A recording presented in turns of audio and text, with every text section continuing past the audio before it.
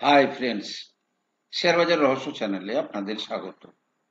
আশা করি আপনারা ভালো আছেন এবং সুস্থ আছেন। ফ্রেন্ডস, আজকে শেয়ার বাজার উপরে যাওয়ার পেছনের লজিক কিন্তু আহ, কোনো খুঁজে পাওয়া যাচ্ছে না। আজকে নিফটি 24,598 লো টাচ করার পরে কিন্তু নিফটিতে বাইং এসছে, আহ, এবং সেই বাইং 140 পয়েন্ট উপরে পর্যন্ত গিয়ে ক্লোজিং দিয়েছে। ব্যাংক নিফটি 56,222, অর্থাৎ 137 পয়েন্ট উপরে ক্লোজিং দিয়েছে। অর্থাৎ যেভাবে নিফটি বেড়েছে, ব্যাংক নিফটি সেই হারে বাড়েনি। কিন্তু গতকাল সেলিং হওয়ার পরেও গতকাল ডিআইআই প্রায় 6,600 কোটি টাকার কাছাকাছি বাইং করেছিল এবং এফআইআইও ভালোই বিক্রি করেছিল, প্রায় 4,500-5,000 কোটির কাছাকাছি। আজকে কিন্তু ডিআইআইও আবার 6,027 কোটি টাকার বাই করেছে, এফআইআই 4,577 কোটি টাকার সেল করেছে। মিনস ডিআইআই মানে ফান্ড ফ্লো বা বাইং ছাড়া আর কি কারণে মার্কেট পজিটিভলি মুভ করলো সেটা মার্কেটই জানে। কালকে ফ্রেন্ডস আজকের তুলনায়ও বড় ইভেন্ট, যদিও সেই ইভেন্ট ইন্ডিয়ার নয়, সেটা কোথাকার না, ইউএসএ। প্রথম কথা হচ্ছে, ইউএসএ তে গত 3 মাস ধরে নেগেটিভ জিডিপি আসছে। মার্কেট এক্সপেক্ট করছে কালকে ইউএসএ জিডিপির ডাটা আসবে সন্ধ্যা 6:30টায়, এবং এক্সপেকটেশন অনুযায়ী 2-এর ওপরে জিডিপি থাকা উচিত, positive GDP. Number one. Number two, federal রিজার্ভের যে মিটিং চলছে, কালকে দুটো ক্ষেপে ফেড তার এই প্রসেসটার দুটো পার্ট হয়।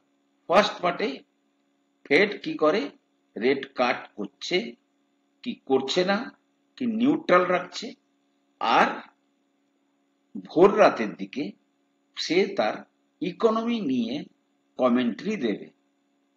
সুতরাং এই দুটো ইভেন্ট কিন্তু বিশ্ব বাজারকে হেলানোর জন্য যথেষ্ট। তাছাড়া 1 আগস্ট থেকে কিন্তু ট্যারিফ এর ব্যাপারে কিন্তু ডেডলাইন ওভার হয়ে যাচ্ছে 1 আগস্ট থেকে। সুতরাং তারপরে আবার ট্রাম্প কি ধরনের মুড নেয় সেগুলোর উপর নির্ভর করছে। এখনো পর্যন্ত আমার যেটা ধারণা, মার্কেট হয়তো এ ধরনের বাউন্স দিয়েছে। এখনো পর্যন্ত আমার ফিলিংস, মার্কেট আরেকটু নিচে যাওয়ার সম্ভাবনাই প্রবল বলে আমার অনুমান। নাও হতে পারে, বাট আমার অনুমান তাই।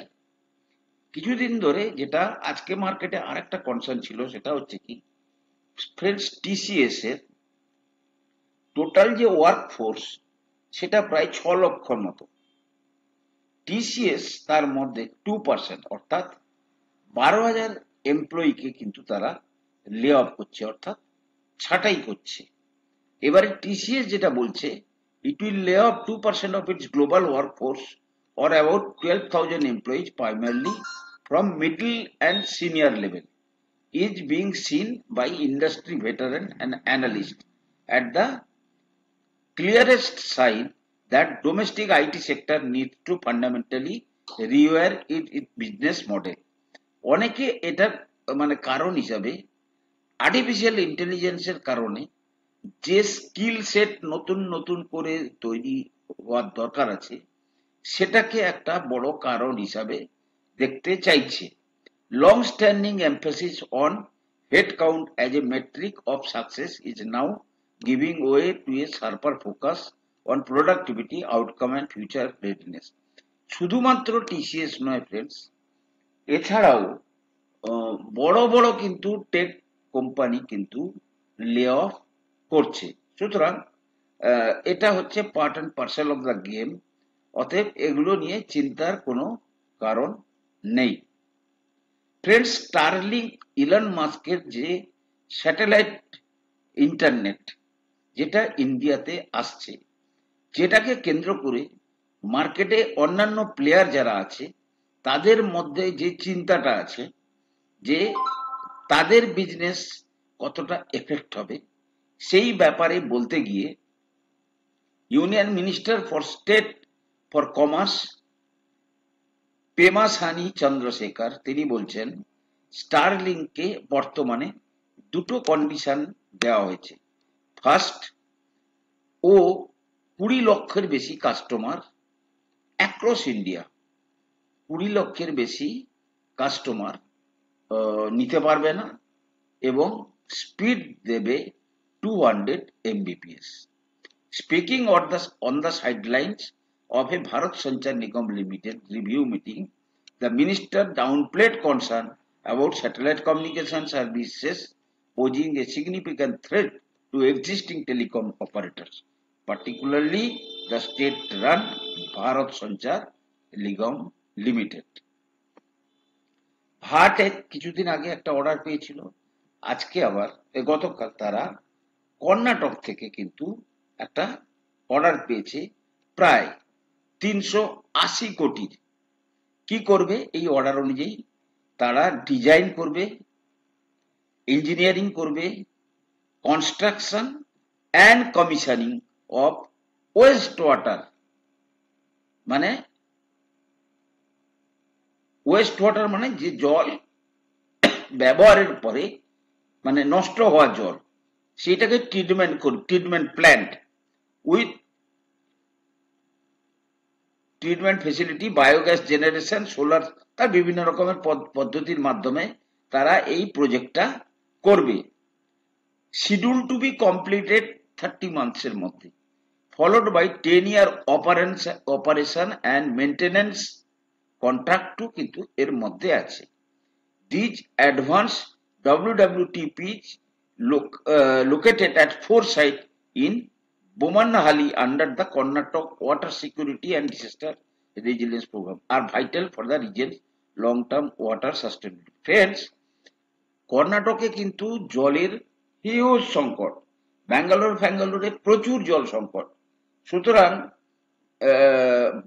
ব্যাঙ্গালোরে কিন্তু এই সমস্ত প্রজেক্ট কিন্তু মানে বাস্তবায়িত হলে খুবই উপকৃত হবে ব্যাঙ্গালোরবাসী, এবং ভাটেক কিন্তু যেভাবে অর্ডার পাচ্ছে চতুর্দিকে, সেটার দিকে নজর রাখবেন।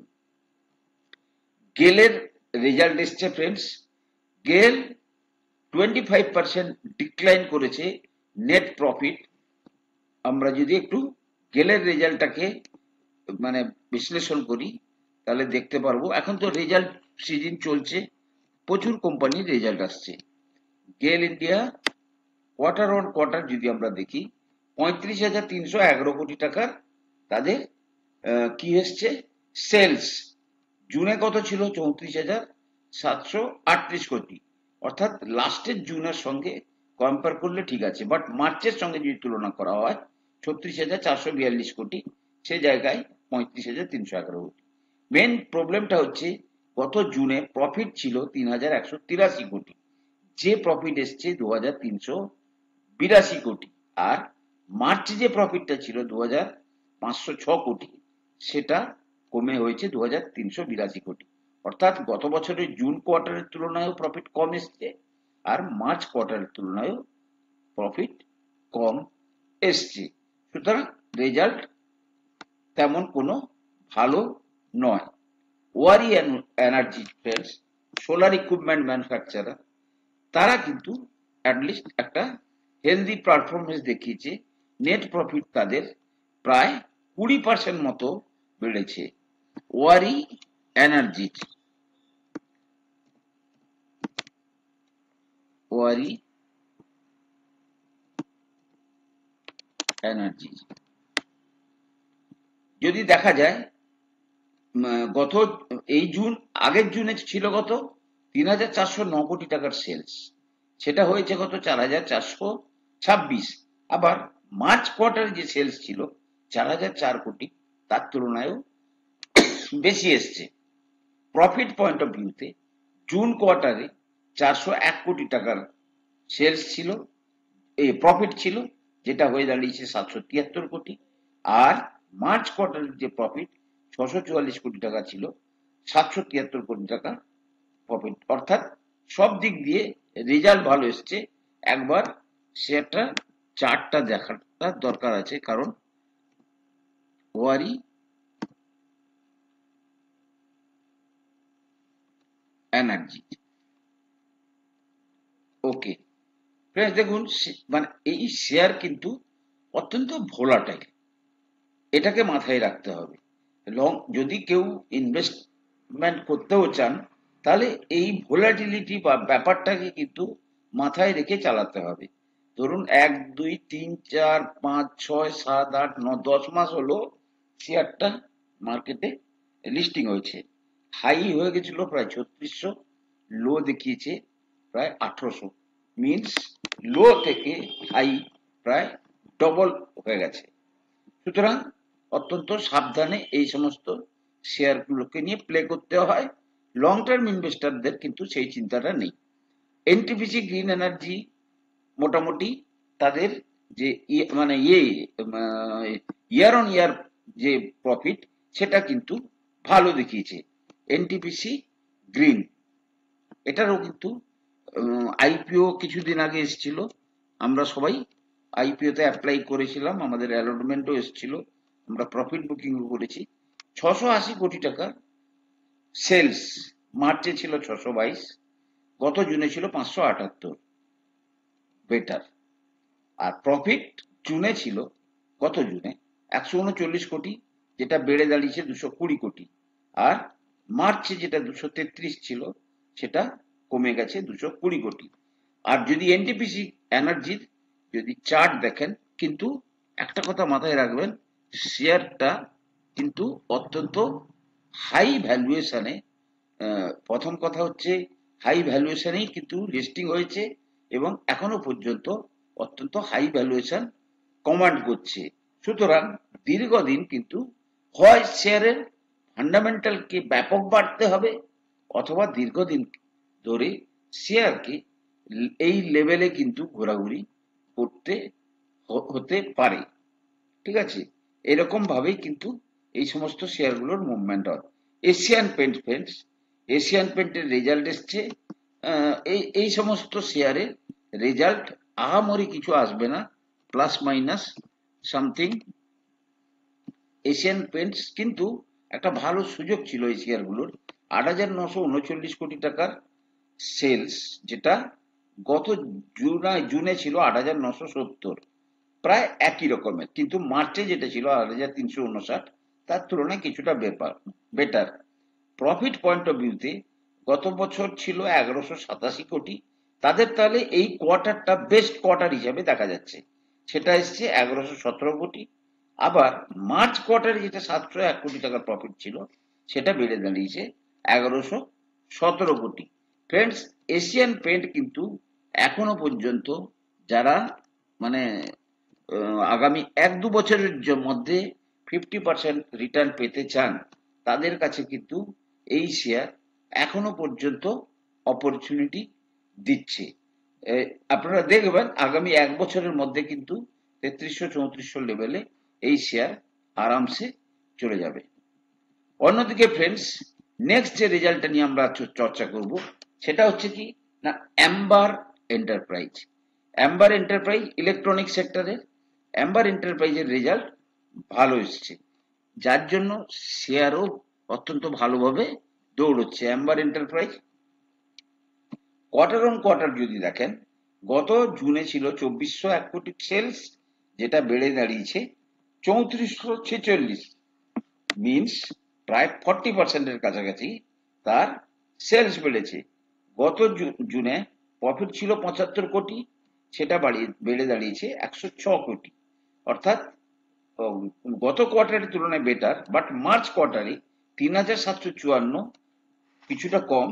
আর প্রফিট 118 জায়গায় 106 কোটি, কিছুটা কম।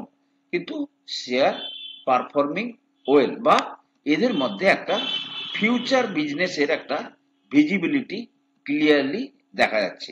অনেকদিন পরে হ্যাপিয়েস্ট মাইন্ডের রেজাল্ট এসছে, নাথিং মানে এমন কোনো ভাবে বলার কিছু নেই, কারণ কি দীর্ঘদিন ধরে শেয়ার হোল্ডারদেরকে কিন্তু তেমন কোনো পারফরমেন্স দেখাতে পারেনি।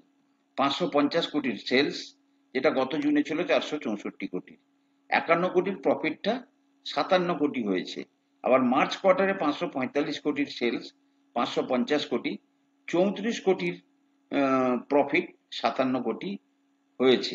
কিন্তু একটা লজিকে কিন্তু শেয়ারটার দিকে নজর দেওয়া যেতে পারে, সেটা হচ্ছে যে লেভেলে শেয়ারটা বর্তমান ট্রেড করছে। সফটওয়্যার সেক্টরের কিন্তু এটাই হচ্ছে অ্যাডভান্টেজ, কখন কার মধ্যে যে টার্ন অ্যারাউন্ড চলে আসতে পারে। কারণ কি শেয়ারটা 1500 লেভেল থেকে আজকে 600 লেভেলে ঘোরাঘুরি করছে। এই সমস্ত কোম্পানি কিন্তু আরামসে টার্ন অ্যারাউন্ড হয়, এবং যখন টার্ন অ্যারাউন্ড হবে তখন আমরা কিন্তু আফসোস করি যে ওই ওই দামটাতে আমরা যদি কিছু নিয়ে রাখতাম তাহলে বেটার ছিল। আর একটা সবচেয়ে ভালো খবর কোম্পানির জন্য, তারাও এই কোম্পানিও প্রায় 6523 এমপ্লয়িকে কিন্তু লে অফ করেছে, এবং তারা তাদের কিন্তু বহু স্ট্র্যাটেজিক চেঞ্জ করেছে, যেটা মানে কোম্পানির আগামী দিনে পারফরমেন্সকে বেটার করবে। Last result friends, Larsen and Toubro. Larsen and Toubro ব্যাপক কোম্পানি। যদি এই কোম্পানি, এগুলো হচ্ছে 5 বছরে ডবল হওয়া কোম্পানি। গত জুনের সেলস যদি দেখেন 55,120 টাকার সেলস, যেটা হয়ে দাঁড়িয়েছে 63,679 কোটি। কোয়ার্টার অন কোয়ার্টার বেশি, বাট মার্চ কোয়ার্টারের তুলনায় খারাপ। আর প্রফিট ছিল 3,445 কোটি, যেটা বেড়ে দাঁড়িয়েছে 4,318 কোটি। আবার মার্চ কোয়ার্টারের প্রফিটের তুলনায় হিউজ ডাউনফল দেখা গেছে। সুতরাং শেয়ারের নিরিখে এবং শেয়ারটার পি বর্তমানে প্রায় 30-এর কাছাকাছি ট্রেড করছে। সুতরাং এই শেয়ারটার রেজাল্ট ভালো। ফ্রেন্ডস, আজকে আমরা যে জিনিসটা চর্চা করব, একটা শেয়ার যে কিন্তু ডাবল বটম প্যাটার্ন বা একটা বড় সাপোর্টের কাছে এসছে, এবং এই শেয়ারটাকে কিন্তু আপনাদের এড়ানো চলবে না। এত ভালো কোম্পানি, যে কোনো কারণেই হোক আজকে আমরা সুযোগ পেয়েছি শেয়ারটার মধ্যে ভালোভাবে এন্ট্রি নেওয়ার। শেয়ারটা হচ্ছে কি না টিসিএস। আপনি যদি দেখেন long, this is the support line. এর চেয়ে খুব বেশি নিচে যাওয়ার সম্ভাবনা ফ্রেন্ডস খুবই কম। এবং যদি আপনারা দীর্ঘদিনের চার্ট দেখেন, তাহলে এই লেভেলের সাপোর্টে কিন্তু এই জায়গা থেকে কিন্তু বহুবার শেয়ার কিন্তু ঘুরে গেছে। আপনারা যদি দেখেন এই যে সাপোর্টটা, এই সাপোর্টটা কিন্তু দীর্ঘদিনের সাপোর্ট, ঠিক আছে। এবং পেছনের দিকে যদি যান তাও দেখতে পাবেন যে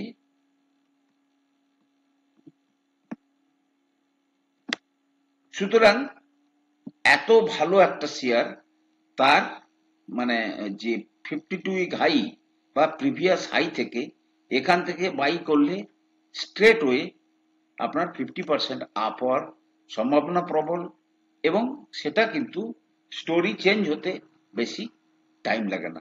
শেয়ারটাকে নজর রাখুন ফ্রেন্ডস। আমি কোনো সেবি রেজিস্টার্ড অ্যানালিস্ট নই। কোনো শেয়ারই কেনা বা বিক্রির আগে আপনারা আপনাদের ফাইন্যান্সিয়াল অ্যাডভাইজারের পরামর্শ নিয়েই কিন্তু শেয়ারে কেনা বা বিক্রির সিদ্ধান্ত নেবেন। ভালো থাকুন, সুস্থ থাকুন। ভালো লাগলে ভিডিওটাকে লাইক করুন, শেয়ার করুন, কমেন্ট করুন। কথা হবে পরের এপিসোডে।